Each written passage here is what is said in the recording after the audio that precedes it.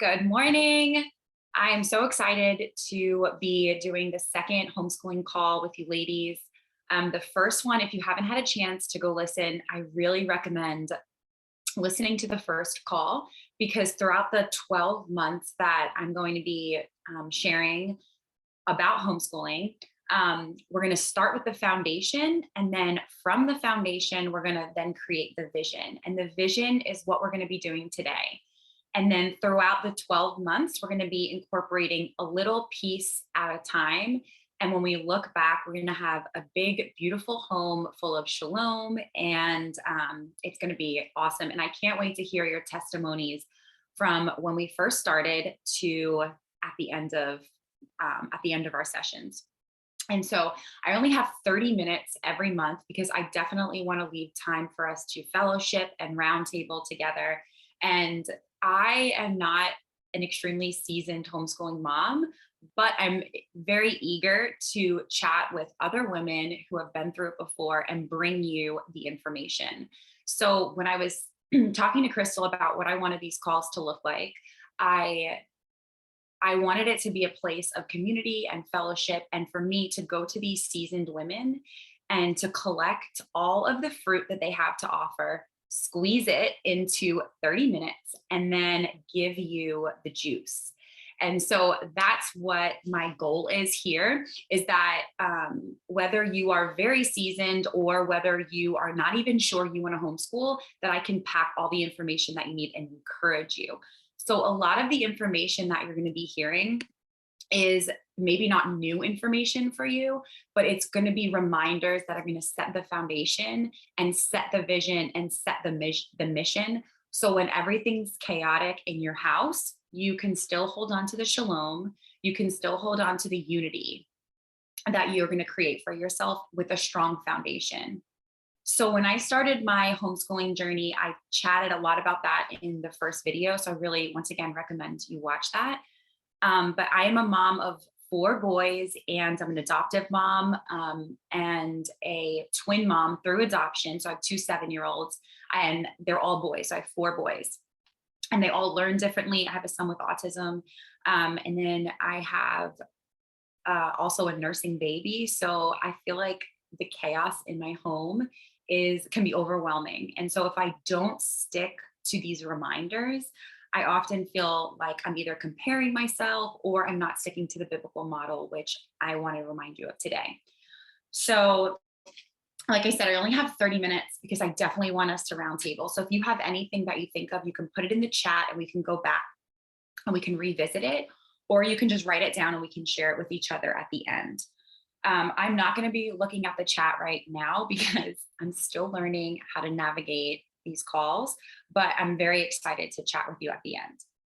Okay, so I'm going to be sharing 3 points with you today on how we can be incorporating the vision within our home. And these points I'm not taking credit for. I had the privilege to meet with Loyola Lovis this past week, and she kind of helped to ground me in a way that I can share the information, because from chatting with so many ladies throughout this month, I had all of these scattered ideas that I wanted to bring to you, but I want to just keep the reminders simple so that will spark conversation for us at the end of this call. So I'm going to share my screen and I'm going to give you a little presentation.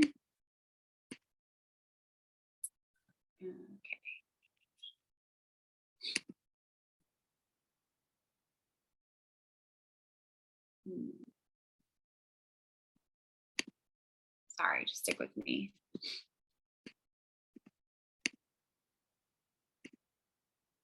Okay. Here we go.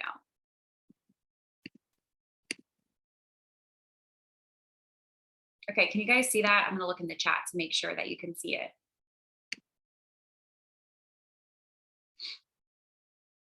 Just somebody let me know if you can't see it. I'm just going to start. Okay, so the 3 points are, okay. The 3 points that we're going to be talking today, yay, thank you, are not mine. Like I said, they are just things that I have taken from other ladies. And so I don't want to go back to the other slide, but as you saw, we're creating the mission and the vision because without it, we will perish. And we know that with anything that we do, whether it's a job or whether we're homeschooling or whether in our marriage, if we don't have the overall vision and we're not seeking the Father to remind us of that vision, then we're going to fail and we're going to perish. So the first one is that you are not lacking. And I think this is so simple, but when we see the overall vision of our home, we have to remember that we have everything that we need already. We are equipped to be the parents for our children. We are equipped already. God already knew who we were when He made us. And that's just going to pour out on our children. And I think in the chaos of our home, we can often forget that. So when I was talking to Loyola about this, she was like, Jen, just remind them from the beginning that they already have everything that they need. And so I was reminded of that today in the morning when I was trying to get everything ready for this call. My husband got caught up at work, and I'm in the middle of the chaos. And I just stopped and I just reminded myself that I am in charge. The Lord has given me not only the opportunity, but the privilege to parent my children. And I already have everything I need to give them what He instructed me to give them. And so your mission is already established. So when you think about your vision and you think about your mission, I want to remind you that it is already established. We are here today because we all have a desire to please the Lord, and we want to create godly children. And that mission is already established. You wouldn't be on this call if that wasn't your mission and that wasn't your vision. So a great reminder when we're in the middle of our day is to go back to the foundation, which we talked about, the biblical foundation of our homeschooling house, and then be reminded of our mission. And I was talking to Crystal about what a mission or vision looks like on paper.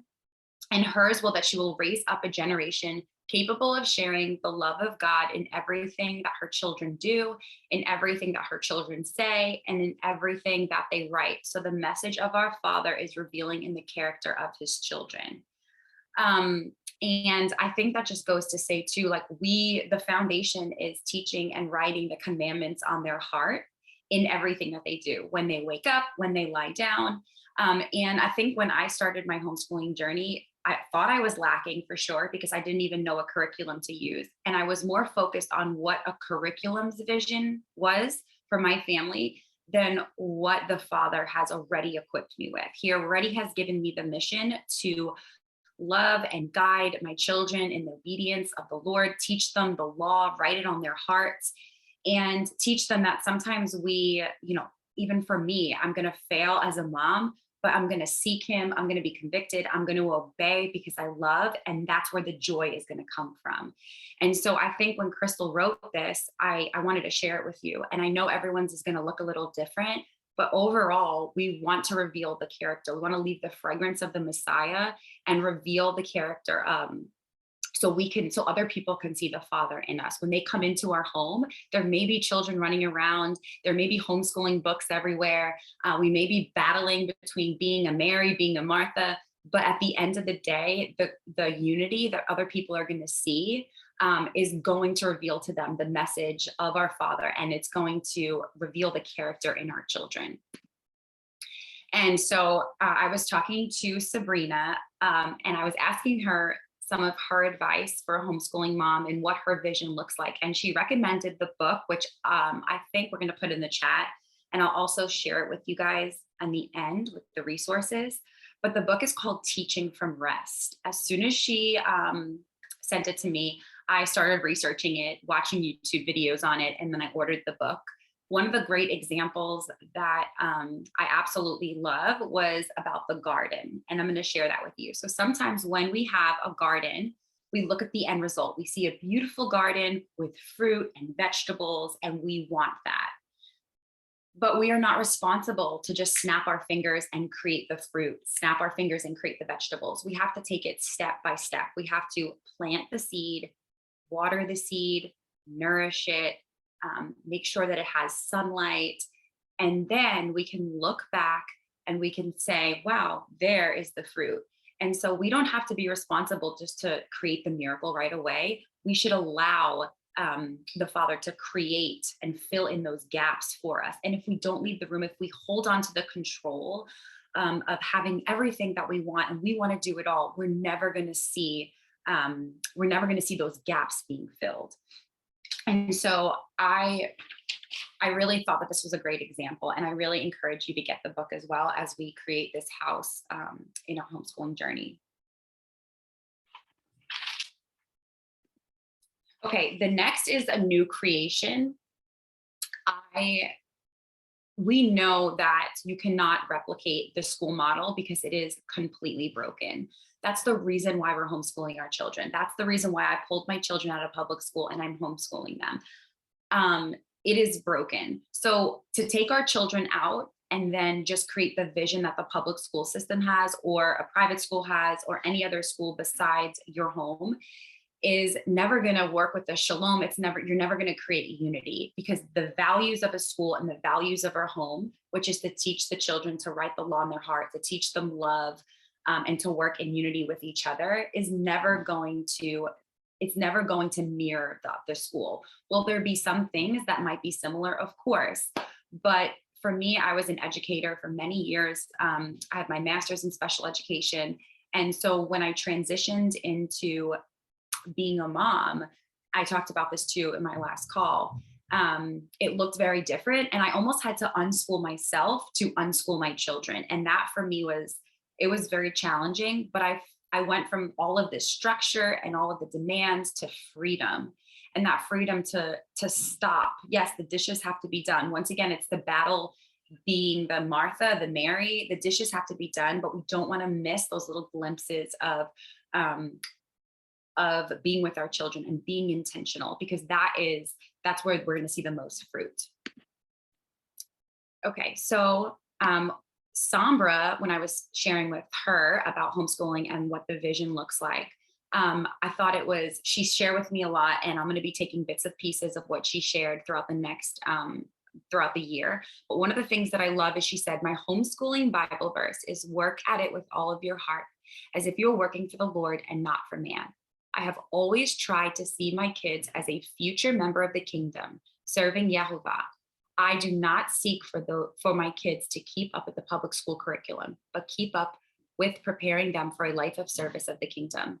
And I think it goes back once again to teaching them to write the commandments on their heart, to Shema, to listen, to battle with things at home, and gear them up so when they do go out in the world that they are fully equipped, right? We're not going to send a soldier out to battle without training him. And I think for me, the vision in my home is I'm training my children. So when they go out and they see something that maybe they're battling with or struggling with, that they know how to do that. And they talked a lot about that at the homeschooling conference. And so if you haven't had a chance to listen to that in the Rooted Cafe, I highly recommend that, because that has taught me so much about allowing your children to kind of like wrestle with things at home.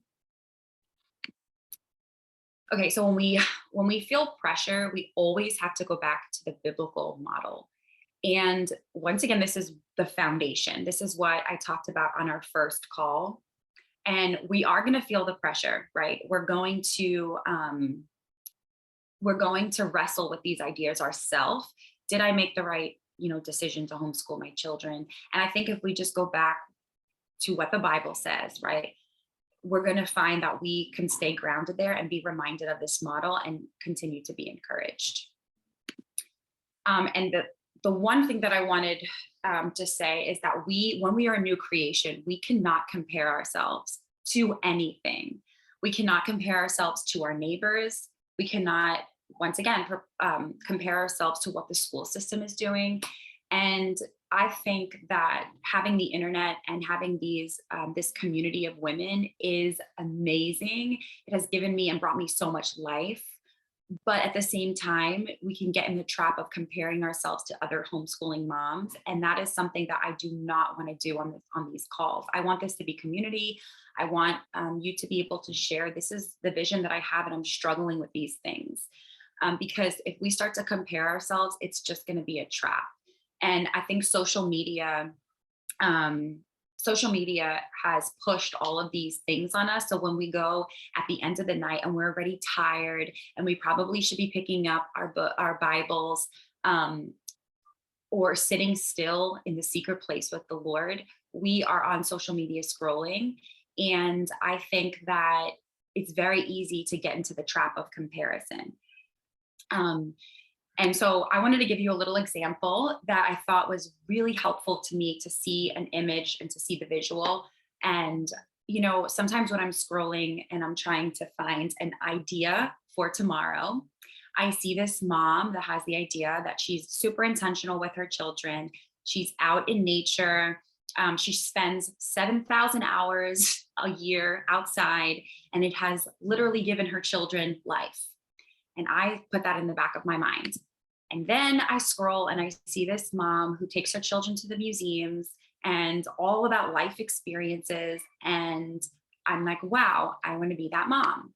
And then I scroll a little further and I see a literature based curriculum that they read all day and their children know how to read at the age of 2. And then I store that in my head. And then I see the Pinterest mom who's so fun and she laughs with her kids. And I see all of these moms, and what do? I create the super mom in my head. I put all of them together, right? Now, do I ever think for a second that the Pinterest mom is maybe not the literature heavy mom, and the literature heavy mom is maybe not the mom that oh, my children are blowing their shofars with the babysitter. I thought that was my baby. Sorry, I hope you don't hear that. So I put all of these moms together and I create that. And so, sorry. Hudson, no, thank you, buddy. So sorry. So I think that's like a death trap. And we want to be celebrating who God already made us, right? Who the Father already created us to be. Because when we put this all together, I think, well, I can't go out in public today because I have a medical child, and I can't go to the museum today because I have a doctor's appointment for him, and I can't sit and read my children a book today because we're sitting in the waiting room for an appointment. And what happens is I create this fear, this disappointment, this I'm not encouraged. I'm depressed. And so we know Proverbs 14:30, a tranquil heart gives life to the flesh, envy makes the bones rot. And so when I read that, I'm constantly reminded of those moms that you see. That's not who their identity is. If we put our identity in the things that we're doing and not in who the Father created us to be, envy will make our bones rot, and we're just going to have a home that is not filled with shalom.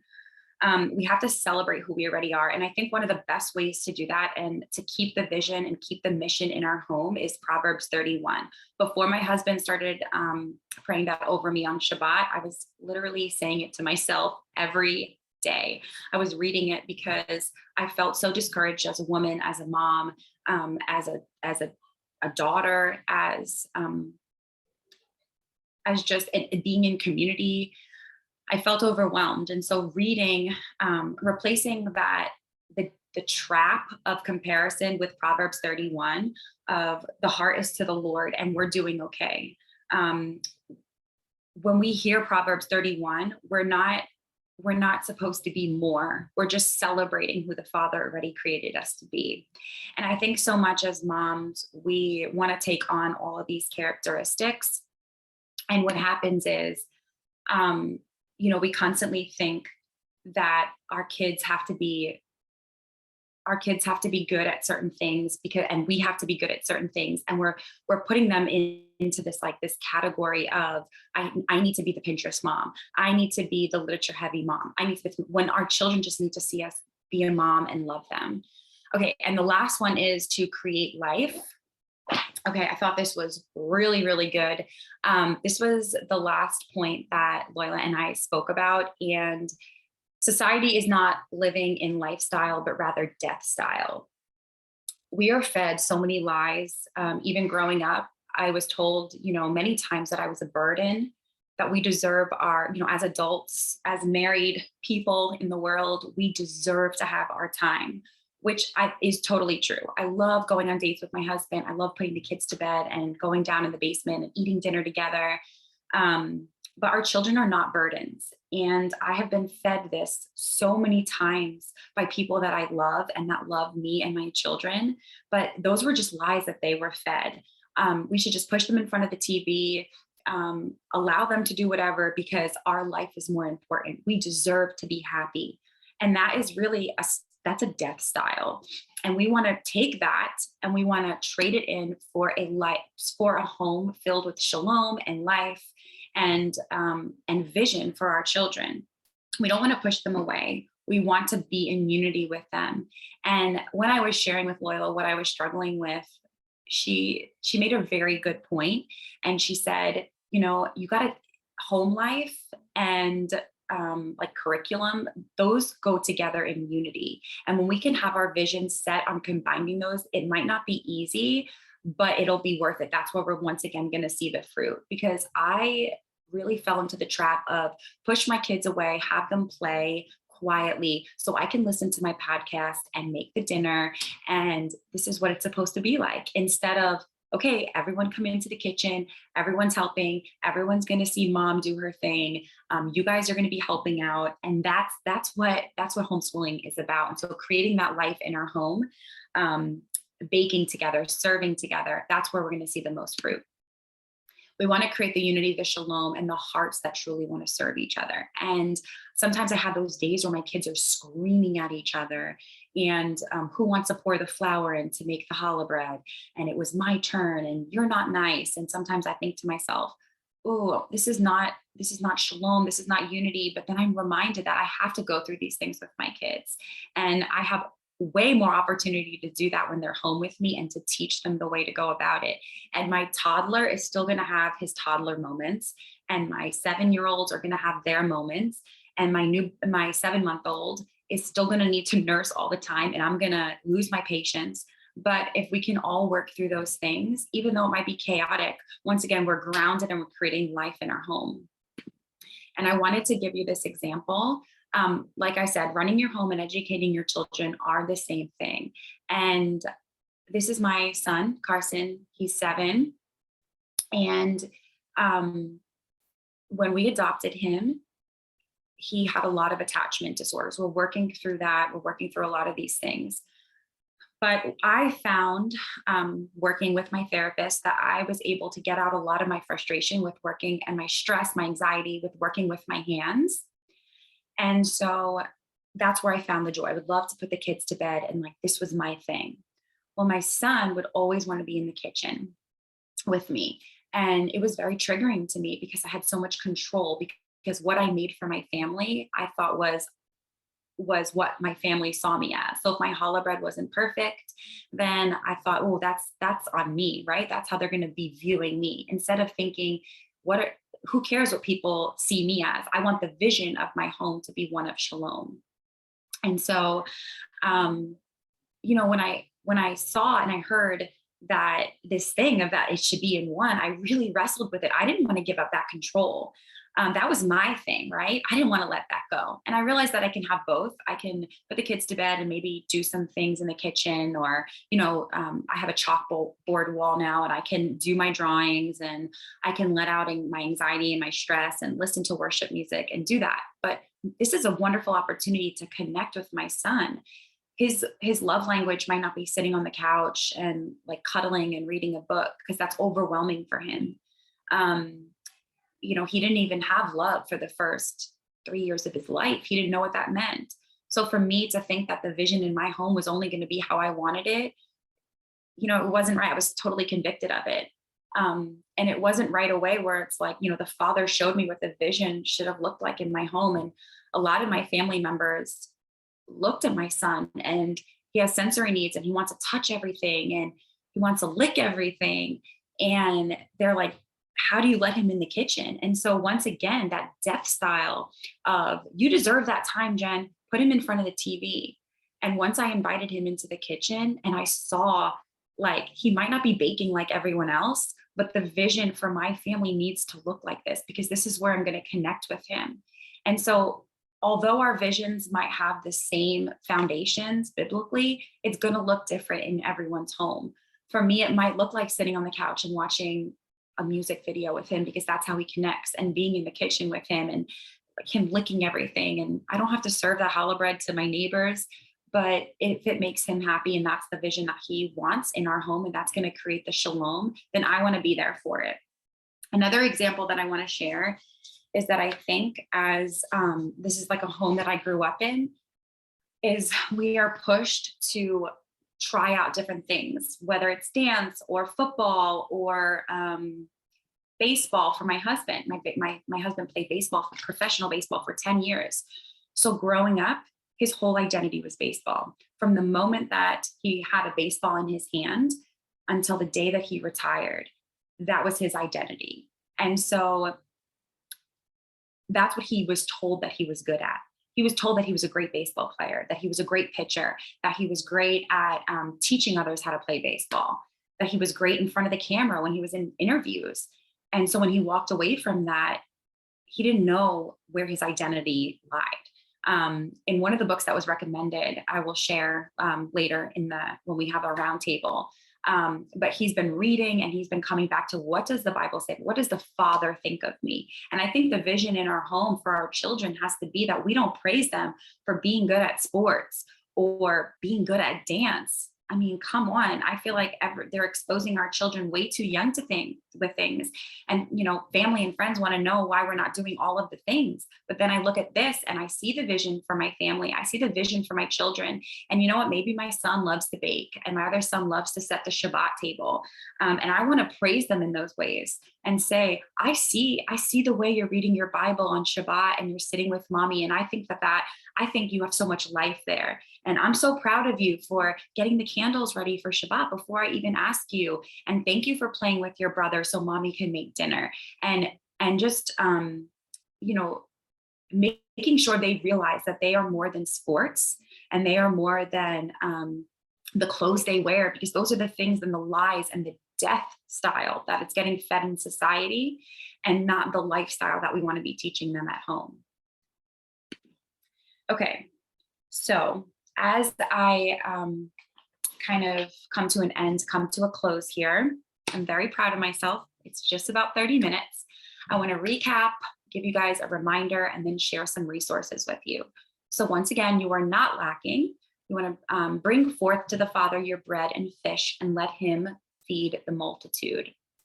We can surrender so he can fill the gaps. And I want to remind you today, and I'm going to continue to remind you throughout our talks, our roundtables, that all we have to do is bring the bread and the fish. We don't have to have everything that we need, and he will fill the gaps for us. You are not bound to the school system. Stick to the biblical foundation.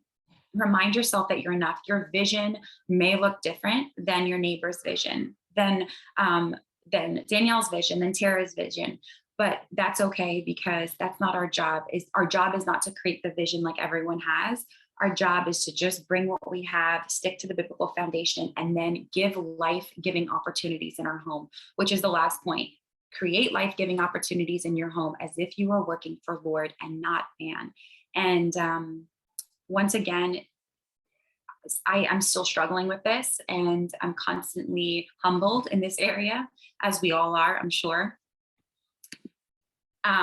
Okay, so the book that I referenced a lot was a recommendation by Sabrina. So I want to thank you for that. Teaching from Rest. And I know that, can you put it in the chat? And I'll be referencing that book throughout, the different sessions. And I think you can just, you can order it if you want. Loyola Lovis, okay. She has Soul Solutions with Loyola, and that's every third Monday. I want to remind you about that. She has been, when I met with her, I couldn't wait to bring this to you. I couldn't wait to share these things with you. These are not mine. Like I said, I gathered the fruit, I squeezed it, and I'm giving you the juice. Because we have the privilege to meet with her even on a coffee chat every third Tuesday. So I really recommend you go in there, you listen to her solutions, and then you can also tune in. I think it's this next Monday that she's going to be having coffee chat, and you can talk to her about these things as well.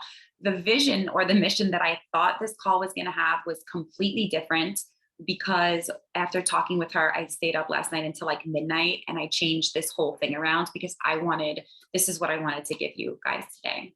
Okay, we have our homeschooling call, which is every second Tuesday of the month. And then we have our homeschooling chat and band. And then we have the homeschooling conference in the Rooted Cafe. And I wanted to remind you guys of that because that has a lot of great information. So even when we're doing the dishes and everything else, we don't want to ignore our children, but I think it's really good to just put our earphones in once in a while and to listen to those things.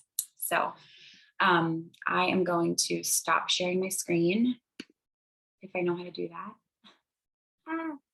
Okay, stop sharing.